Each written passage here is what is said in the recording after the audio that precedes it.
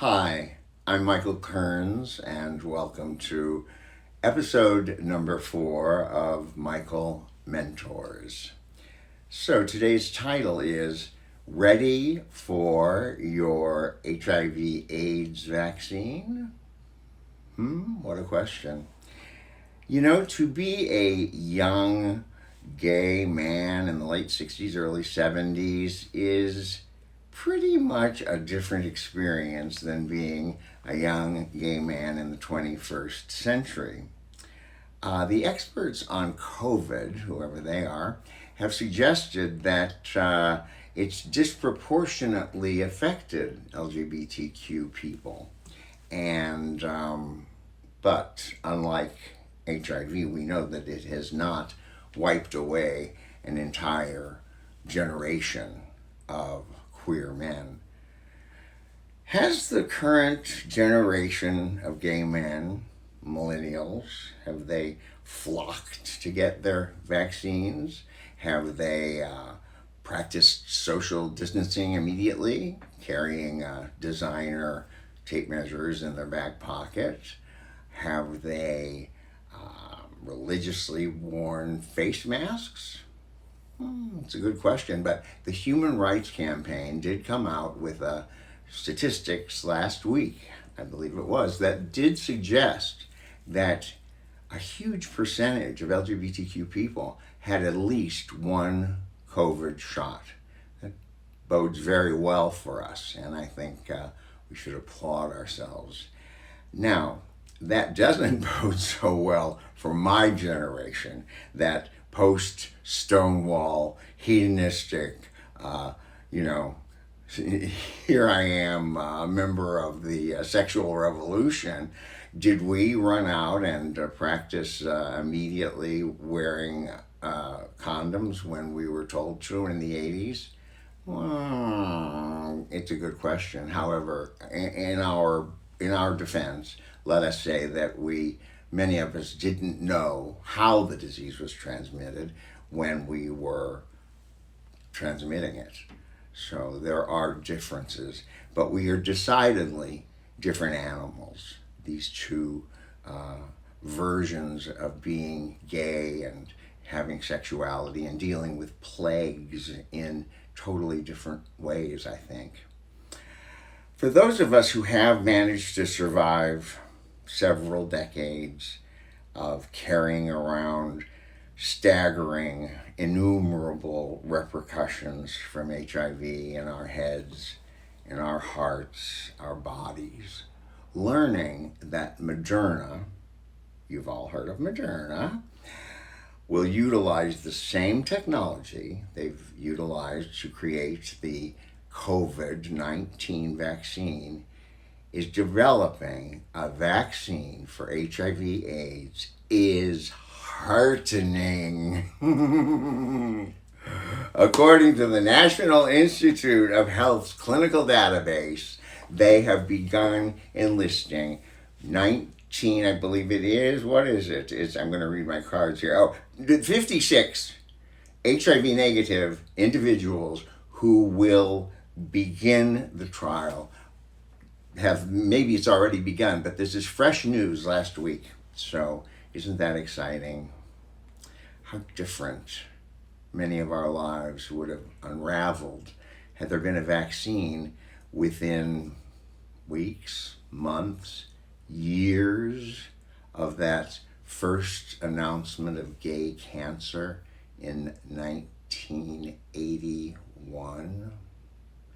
Not to be. According to the National Institute of Allergy and Infectious Diseases, AIDS mutates rapidly and has unique ways of evading the immune system. That's a simple explanation. It's much more complicated than that.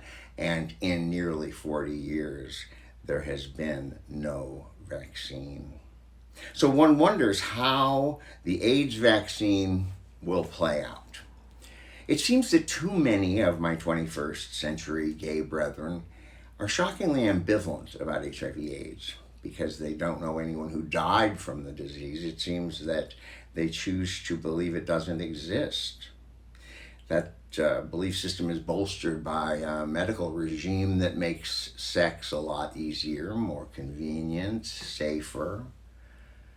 For those of us who have survived 40 years of side effects, those aren't only medical repercussions, it's inconceivable that there are people who will not get the COVID vaccine. No matter what your political affiliation, your religion, your favorite position while fucking, even if you survive COVID, is the long time battle of living with a disease that potentially plays havoc with your body for the rest of your life, not to mention your spirit, worth it? So to imagine that there could be a vaccine for HIV/AIDS in my lifetime is miraculous. A vaccine for everyone worldwide.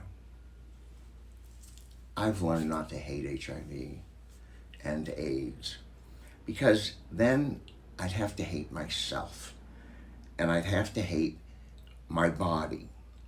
Would I rather not have lived half my life with a debilitating condition? Well, you betcha. But there have been lessons learned that these other generations of gay men might not learn in precisely the same way. The I don't know anyone who's died of AIDS generations, vaccinated or not, HIV positive or not. I don't regret any of those lessons of compassion, lessons of inclusion, lessons of unselfishness. A vaccine will protect them. The vaccine will protect them from driving around the streets of Los Angeles and recognizing apartment buildings where they had sex or made crazy, passionate love with men who died before they turned 40. The vaccine will protect them from thinking of what music they'll play at their memorial, Stevie Wonder or Stephen Sondheim. A vaccine will protect them from thinking about, after a new regime of meds, how to pack a bag with neutral colored pants, underpants, and wipes to put in the trunk. What a vaccine won't protect any of us from is experiencing a broken heart.